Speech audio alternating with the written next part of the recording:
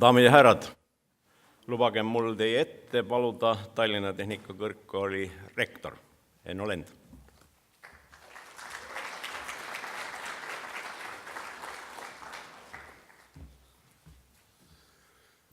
Austatud projektijuhi päevast osavõtjad, kallid külalised kaugelt, kolleegid Tallinna Tehnikaülikoolist, Maaülikoolist, üliõpilased. 5. projektijuhi päev Tallinna Tehnikakõrgkoolis. See on üks nüüdisaegseid õppimise võimalusi. Kuulata maailmatasemel loenguid, kaasa mõelda, diskuteerida. Ja kui nüüd korraks tagasi mõelda sellele liin kontseptsioonile, siis on see ju alguse saanud Toyota korporatsioonist aastat 30 või rohkem tagasi. Ja tänapäeval me räägime liinist mitte ainult töötlevas tööstuses, kindlasti ehituses, räägime juba teenuste majanduses, räägime tarneahela juhtimisel, räägime ka liinist tervishoiuteenustes. Ja see näitab seda, et sellised interdistsiplinaarsed mõtlemismudelid on kestlikud, jätkusuutlikud ja kindlasti olete teie ehitusettevõtjad, selle ala üliõpilased just õigel teel mõelda teistmoodi, mõelda kategooriates, mis viib edasi. Ja eks see liin on ikka üks mõtlemise instrument, mille omandamine võiks või lausa peaks andma konkurentsieelise. Aga liini üks põhimõte on, või üks paljudest põhimõtetest on raiskamise vähendamine ja seetõttu mina ka seda teie projektijuhi päeva aega liiga palju ei raiska. Soovin teile edu, kordaminekuid ja kindlasti uute teadmiste, oskuste omandamist. Aitäh! Ja nüüd tuleb siia tagasi Enn Tammaru.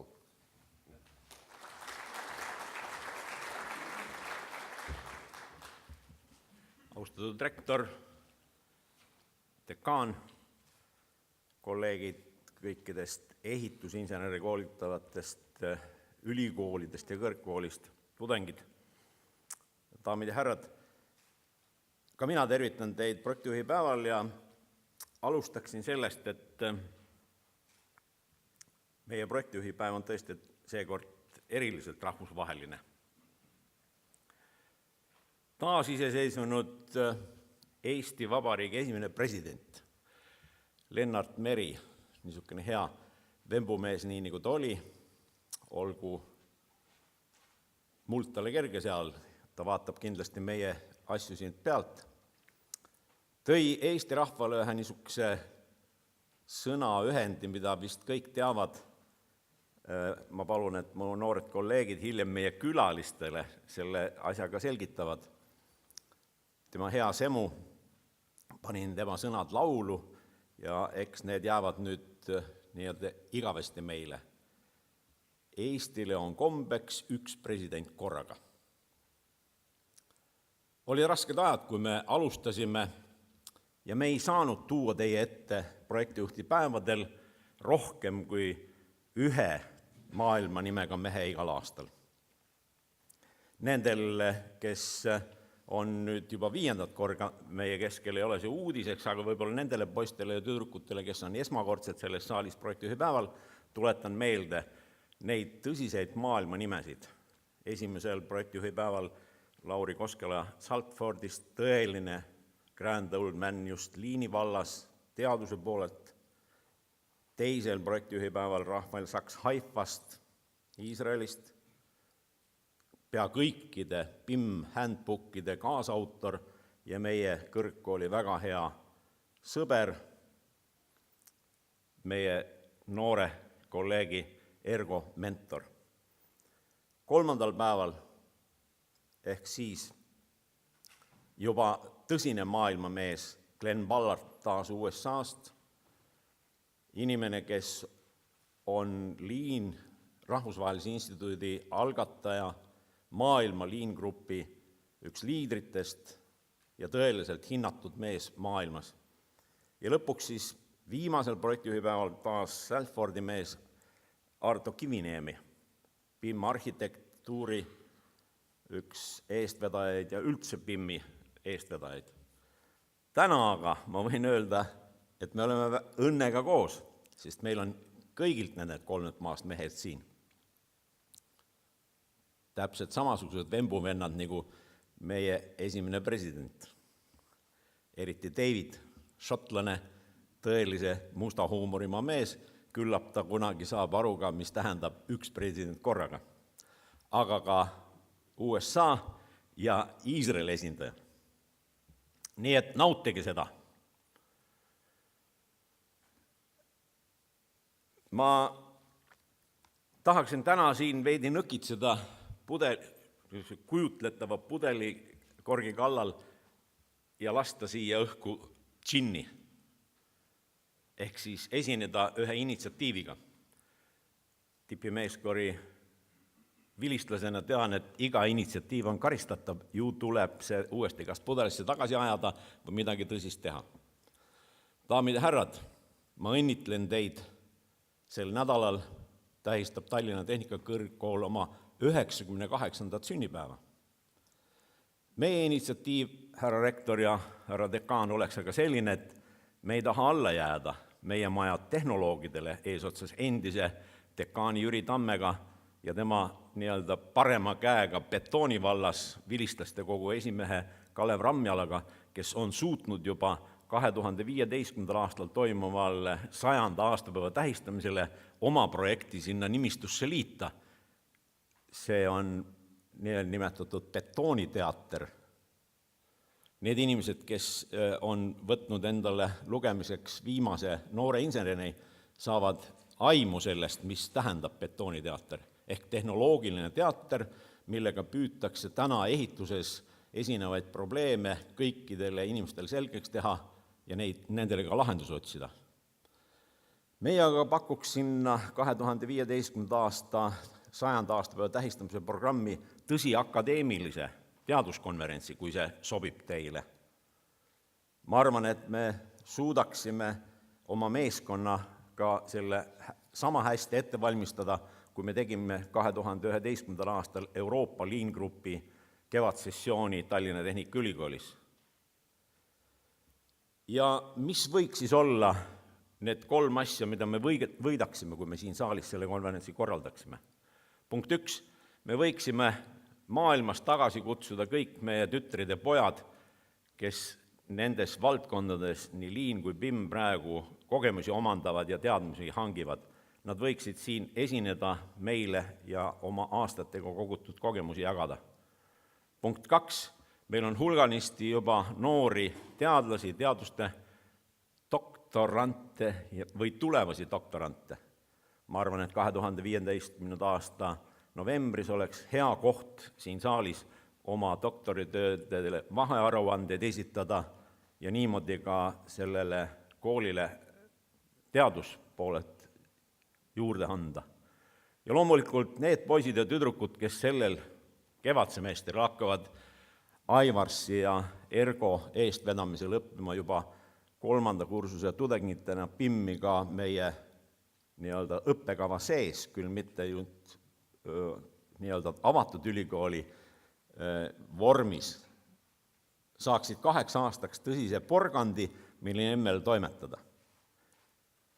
Siia lõpub mu selline unistus, kas see ka teoks saab, see sõltub juba nüüd teistest inimestest. Ka mina ei taha rohkem aega kulutada, sest täpselt 3 minuti pärast peab hakkama konverentsi tegevus, aga nüüd ma palun teie ette need daamid ja härrad, kes tegelikult seda päeva veavad. Palun. Meeskond 5. projektijuhipäev. Kiiresti, poisid.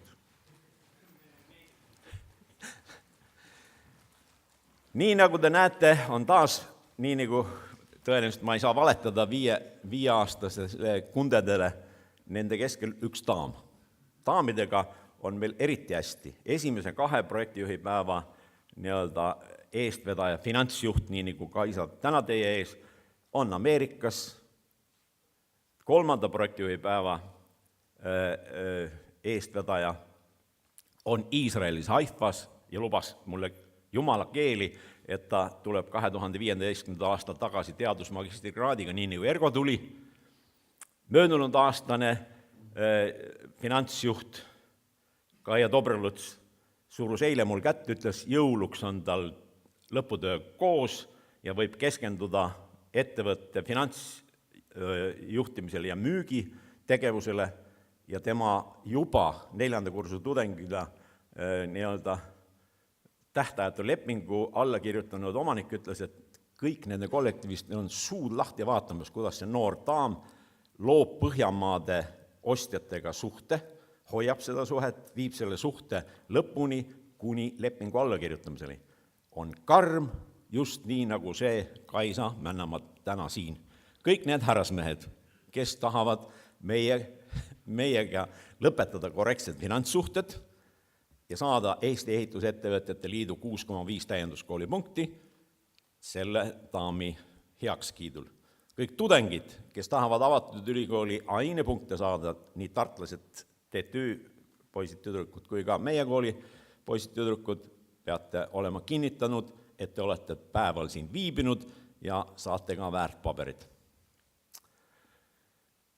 Tahan veel ühte meest teile tutvustada, see lipsuga mees seal, Sten. Me teame, et tühi kott püsti ei seisa. 4. korrusel ootavad teid kohvipausid ja ka lõuna. Kui te aga vajate tema abi, et leida ka meie tavasöökla, siis selline teenistus on meil olemas. Ja kogu seda kampa juhib Gerdo. Teised mehed näitavad teid päeva jooksul ise, sest nad on kogu aeg teie keskel, aitavad IT-lahendustega ja et oleks meil hea suhe ettekandjate ja kuulajate vahel. Aitäh, poisid! Nüüd 2, ja palun, õige. 2 lisainformatsiooni veel. 7. kanalil tuleb tõlge eesti keeles, 8. kanalil inglise keeles. Nii nagu ma ütlesin juba, üks mees on meil šotlane ja tema keel võib-olla ei ole teile nii perfektselt tajutav, sest meiegi setud ja võrukesed räägivad veidi teistmoodi kui me ise, eks. Nii et kasutage seda võimalust. Ja teine, esmakordselt meie projektipäeva ajaloos on meil ka väikesed messiboksid, kus firmad, kes tegelevad IT-lahendustega, kohvipausidel ja ka lõunapausil näitavad oma tehnilisi võimalusi. Tudengid, kes küll seal 4. korrusel nagu muud asja ei ole, siis te võiksite minna vähemalt selja tagant piiluda, mis seal toimub.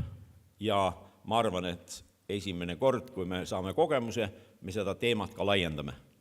Nüüd aga palun siia oma hea kolleegi, eesti keeles timmitud ehituse termini kaasautori, Tallinna Tehnikaülikooli ehitusteaduskonna dekaani, professor Roode Liiase, kes on moderaatoriks päeva esimesel poolele.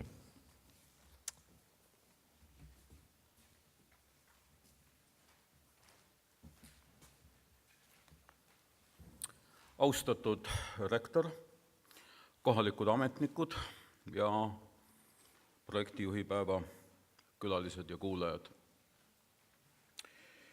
Eestimaal on võib-olla see PIM-i mõiste veidikene väärastunud, tema kasutamine eelkõige, ja PIM-i mõiste taga nähakse nagu ühte tugevat kõva arvutit, millel on vähemalt 2, 3 või 4 ekraani ja siis üks patsiga poiss istub seal taga ja keerab ehitist nii ja teistpidi ja suudab näidata seda, kuidas ta seal majas sees käib ja kus kemmergud asuvad.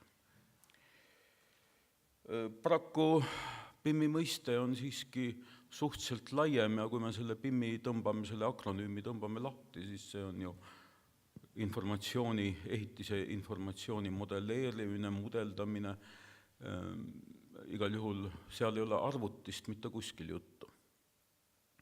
Ja kui me mõtlemegi näiteks arvutimängu peale, siis arvutimäng on ju üles ehitatud sellel põhimõttel, et ikkagi ära teha. Tähendab, kas arvuti tahab teile ära teha, teile kui mängijale ära teha või teie tahate arvutile ära teha. Igal juhul mäng käib ju mingisuguse võidu või mingisuguse kaotuse peale. Kui me aga mõtleme selle peale, mis on tänase projektijuhi päeva motoks, loosungiks, PIM omanikule ja tellijale, siis omanikuks ja meie ühiskonnas eriti, kus me praktiliselt kõik oleme ju omanikud, nii kõrget kinnisvaraomanike taset vaevalt me Euroopas teistes riikides nii väga leiame. Omanikuks võib olla teie vanaema, teie vana-vanaisa, omanikuks võib olla 7. kuud titteootav emme ja omanikuks võib olla ka mõni firma juht, nii nagu näiteks teie kohalik rektor siin, kellel võib-olla on tõesti üks väike ainult läpakas laua peal ja mis erilisi PIM-i lahendeid, tarkvara lahendeid võib-olla ära ei kannagi. Aga järelikult kõik need, kes täna tulid siia ja mõttega mõtlesid selle peale, et võt, nüüd näidatakse meile maailma tipptarkvara ja on võimalik ise näpuga vajutada ja midagi teha. Ilmselt täna eksivad, sest PIM on ju tegelikult koostöömäng.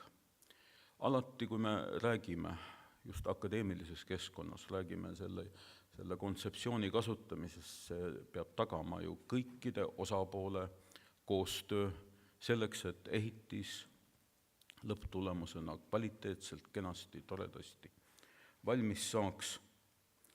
Ning palun siis püüdkegi häälestada ennast täna hommikul juba selle laine peale, et me hakkame rääkima siin koostööst.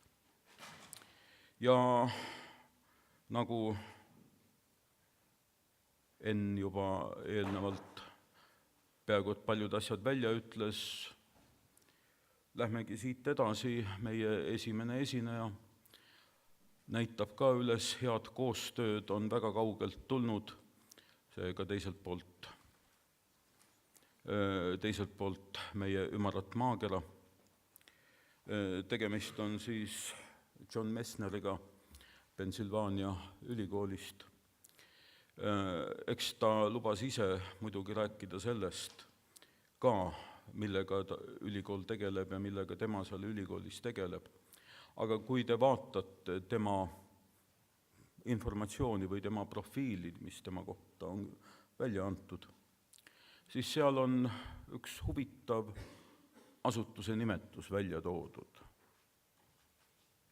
See on siis, USA-s on ehituse, võiks öelda vabas tõlkes, uuringute instituut, millele ta siis on ka projektijuhina tööd teinud. Seega riik on huvitatud sellest ikkagi, mis toimub ehitusvaldkonnas, ta toetab neid uuringuid selles valdkonnas ja võimalik, et ka meie, kui me maailma või Euroopa 5 rikkama riigi hulka jõuame, võib-olla selleks ajaks on ka meil selline instituut olemas ja mõnedki teie hulgas sinna instituuti äkki isegi tööd saavad. Aga nende unelmate juttude juures ma igal juhul tahaks kutsuda lavale professor John Messneri Pennsylvania ülikoolist. John, please, the floor is yours.